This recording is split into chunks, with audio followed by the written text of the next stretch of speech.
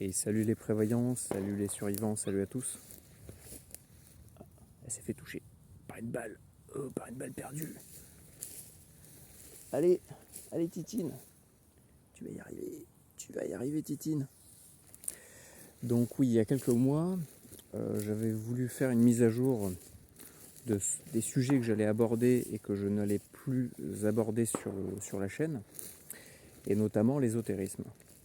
Parce que je trouvais que ça n'avait pas tellement sa place par rapport à la prévoyance, la survie, etc.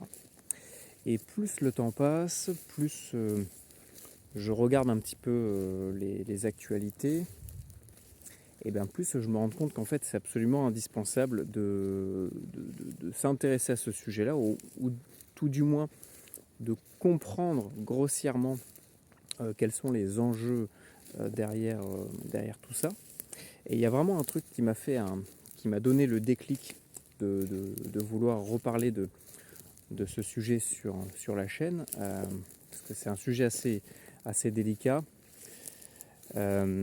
Si je ne me trompe pas, je crois que c'était sur le compte Géopolitique Profonde, où justement, alors je ne sais plus qui c'est exactement, mais je ne suis pas sûr de ce que je dis, je crois que ça vient sûrement de ce compte-là, de cette chaîne, mais j'ai un petit doute. Et une personne justement expliquait que si on veut réellement comprendre les enjeux géopolitiques, il ne faut pas faire que de la politique. Il ne faut pas s'intéresser qu'à la politique du pays et le côté business, commerce entre les pays. Mais il faut aussi voir le côté plus ésotérique de la chose, puisqu'en réalité, c'est réellement ça, le mécanisme profond des différents systèmes. Et par rapport à notre but, parce que je pense qu'on a tous un but commun, c'est de s'en sortir pour le mieux, pour nous et pour notre famille, pour résister un petit peu à ce qui se passe, parce que on a des valeurs tout simplement, on a des envies, on a un idéal de vie, de confort de vie, de paix. Mais si vous voulez la paix, il faut préparer la guerre, comme le fameux dicton. C'est pas pour rien. C'est parce qu'il faut réellement comprendre que tous les jours, déjà la guerre a changé de visage. C'est-à-dire qu'il y a eu plusieurs générations de guerres. Il y a eu les guerres où on se mettait sur un champ et puis on se foutait sur la gueule. Après, il y a eu plutôt les guerres où il y avait un peu plus de stratégie sur des plus grandes surfaces. Après, il y a eu la guerre économique, la guerre culturelle, et aujourd'hui, on a la guerre littéralement technologique, la guerre de l'information, la guerre de l'influence, la guerre de la désinformation. Ça, c'est les nouvelles formes de guerre.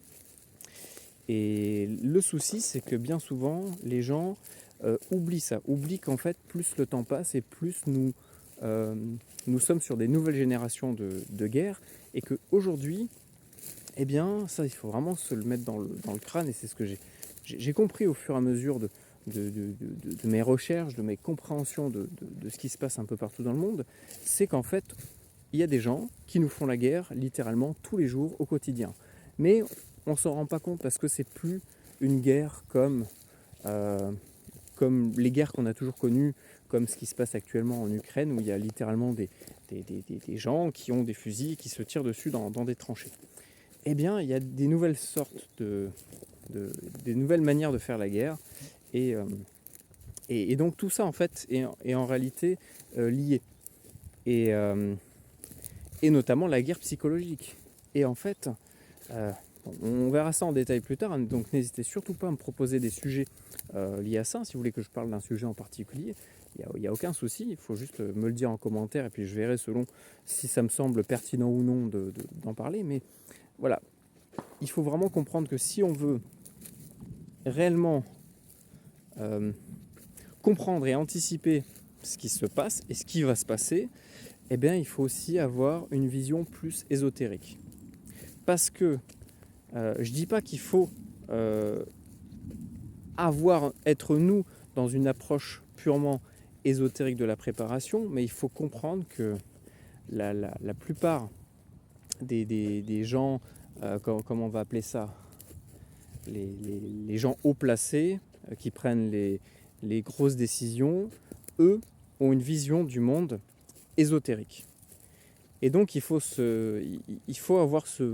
voir le monde par ce prisme-là pour vraiment comprendre qu'est-ce qu'ils ont derrière la tête, quels sont les vrais enjeux qui se jouent dans leur tête et donc par la suite dans le monde réel, parce que c'est ça, c'est avant tout, ça commence dans leur cerveau, ça commence dans leurs esprits, où ils vont voir les choses d'une certaine manière et donc ils vont faire en sorte de mettre en place certaines choses pour que ça colle à cette vision du monde ésotérique que beaucoup de personnes qui aujourd'hui contrôlent un petit peu tout, la finance, la politique, etc., ont.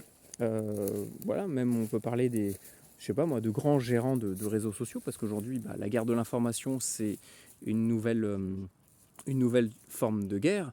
Si je prends Elon Musk, Bill Gates, et tous les autres, bref, je ne vais pas tous les citer, je ne connais pas tous leurs noms, je ne suis pas un fan, je connais grossièrement qui fait quoi, mais voilà, leurs noms, je ne les connais pas tous par cœur.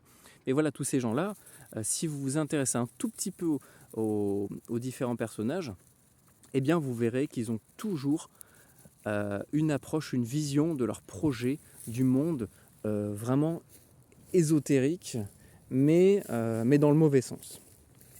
Et qu'en fait, ils vont mettre en place des technologies, ils vont investir, ils vont contracter avec différentes entités étatiques ou non étatiques, dans le but de mettre en place leur vision du monde liée à l'ésotérisme. Et ça, il faut vraiment le comprendre. Encore une fois, je répète, je ne suis pas en train de dire qu'il faut devenir croyant, qu'il faut croire en toutes ces choses-là. Il faut juste comprendre que eux, ils y croient. Et donc, à partir de là, il faut se mettre dans leur tête, il faut comprendre l'approche qu'ils ont et la vision qu'ils ont du monde pour anticiper ce qu'il va se passer, parce que d'après moi, il y a un projet à très long terme qui se met en place depuis des centaines, des milliers d'années, et qui est lié à la religion, à l'ésotérisme, à plein de choses comme ça, que la plupart des gens ne comprennent pas et ne veulent pas comprendre, parce que ça dépasse un peu leur capacité de compréhension, parce que c'est beaucoup plus simple. Je dis pas ça pour abaisser, et même moi je suis un néophyte là-dedans, j'en apprends tous les jours, je suis pas un expert, loin de là. Et ce que je veux dire, c'est que c'est beaucoup plus complexe de s'intéresser, de repartir de zéro en s'intéressant à différents courants spirituels ou ésotériques, parce que les deux pour moi sont quand même liés, c'est juste, on joue un peu sur les mots, mais en soi l'ésotérisme ça englobe quasiment tout. C'est plus difficile de commencer de zéro à s'intéresser à ce sujet-là, plutôt que de s'intéresser à la politique, on va dire, traditionnelle, où il y a telle partie qui est contre telle partie a telle idéologie et telle autre partie a telle autre idéologie, si celui-là prend le pouvoir, qu'est-ce qui va se passer? En réalité, si on a la vision ésotérique du monde, si on comprend un tout petit peu qu'est-ce qui se joue vraiment sous la table du Monopoly, si je peux dire ça comme ça, ce qui se joue réellement sous la table du Monopoly que nous on nous montre, donc nous on nous montre le Monopoly, mais en dessous il se passe d'autres choses, là on comprend réellement un petit peu la farce dans laquelle on nous baigne depuis des années pour nous faire perdre du temps et nous désorienter, parce que c'est littéralement ça. Aujourd'hui on est dans une guerre de l'information, on est dans une guerre psychologique, et la confusion fait partie des armes qui permettent de gagner du temps et de prendre le dessus sur l'adversaire. Et donc ça passe par le fait de nous mélanger un peu les pinceaux avec qui fait quoi, c'est pas le même nom, c'est plus le même courant, voilà. En réalité, on verra ça ensemble petit à petit, on verra qu'en fait tout est lié aux mêmes choses et qu'il n'y a pas réellement de différence entre tout. ça cartonne là-bas. Je crois que les lapinous, ils vont prendre cher. Mais voilà, lui il s'énerve aussi là. Euh, il m'a entendu parler, il s'est dit oula, ça va chier là. Ça va chier les humains, ils ont fait trop de la merde. On va, on va leur en mettre plein la gueule. Bref, même par rapport à ce qui se passe actuellement. Dès que je parle d'ésotérisme, je vais également parler de choses un peu paranormales, parce qu'il y a aussi énormément de choses en ce moment qui sont en train de se passer par rapport aux catastrophes, et il y a des phénomènes non expliqués, et pas non explicables, mais non expliqués par les autorités, voire même ces silences radio, et je pense que ça, il ne faut vraiment pas le négliger. Donc on va bien sûr parler ovni, on va parler donc ésotérisme, on va parler de plein de choses. Alors je sais que ça sera des sujets assez controversés, on va toujours essayer d'en parler et d'avoir une approche où on y va avec des pincettes et où on ne prend jamais tout comme pour acquis. Donc on va parler d'autres projets, HAARP, toutes ces choses-là. Voilà, vous voyez un peu ce que je veux dire. Tout ça, il y a vraiment des choses bizarres qui sont en train de se passer. Et tout ça, d'après moi, c'est lié à l'ésotérisme. Parce que ces gens-là ont vraiment une vision du monde où, à un moment donné, ils vont déclencher certaines choses, on va dire certaines procédures, certaines catastrophes pour arriver à un certain résultat. Et on va également parler de textes sacrés, selon l'approche de chacun. Parce qu'encore une fois, ça c'est pareil, qu'on soit croyant ou non, il faut quand même comprendre que ces gens-là, eux, croient en certaines choses et donc se réfèrent à certains textes. Et donc on va devoir forcément parler de ça, parce qu'il va y avoir forcément un lien, et ça va peut-être potentiellement nous permettre d'avoir une idée de qu'est-ce qu'on va devoir affronter dans les prochaines années, les prochains siècles, parce que moi je vois vraiment les choses à long terme. Il faut voir les choses à long terme, il faut arrêter de voir les choses par rapport à notre échelle à nous, par rapport à notre vie à nous. Il faut prévoir sur le très très long terme, et donc eh bien ça passe par comprendre et mettre en place des choses pour le long terme. Voilà, donc c'est tout. N'hésitez pas à proposer des sujets bien précis, hein. Vous pouvez me dire, voilà, est-ce que tu peux parler de tel truc qui s'est passé à telle date. Moi j'essaierai de voir un petit peu si j'en ai déjà entendu parler, qu'est-ce que j'en pense. Toujours, encore une fois, avec une approche la plus cartésienne possible, hein. Je ne suis pas là à vous dire il faut croire en ci ou en ça ou au petit bonhomme vert. Je ne suis pas en train de vous dire ça, mais je vous dis juste que en ce moment, par rapport à ce qui se passe dans le monde, hein, les différentes catastrophes, il y a des phénomènes qui se déroulent actuellement en France et qui sont et que personne ne parle en fait. Et c'est ça qui me bluffe, c'est que dans la sphère preppers, etc., personne ne parle de ça.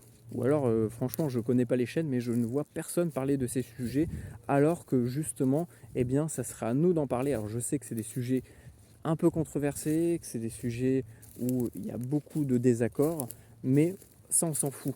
Ce qui compte, c'est qu'il y a des choses qui se passent, il y a des phénomènes qui se passent, et après ces phénomènes-là, il y a des catastrophes qui se déroulent. Donc, je pars du principe qu'il ne faut pas ignorer ces signaux-là, et qu'il faut au contraire en parler entre nous, toujours bien sûr en étant le plus cartésien possible. Voilà, donc je vous dis à très bientôt, donc on reparlera de tout ça. N'hésitez pas à me proposer donc vos sujets de vidéos dans les commentaires. Je ne le ferai pas de suite parce que j'ai beaucoup de taf à côté, mais promis, dès que je peux, je vous fais des vidéos là-dessus. Allez, bonne fin de journée à vous, prenez soin de vous surtout, soyez vigilants, stay safe comme dit le tonton, et à bientôt.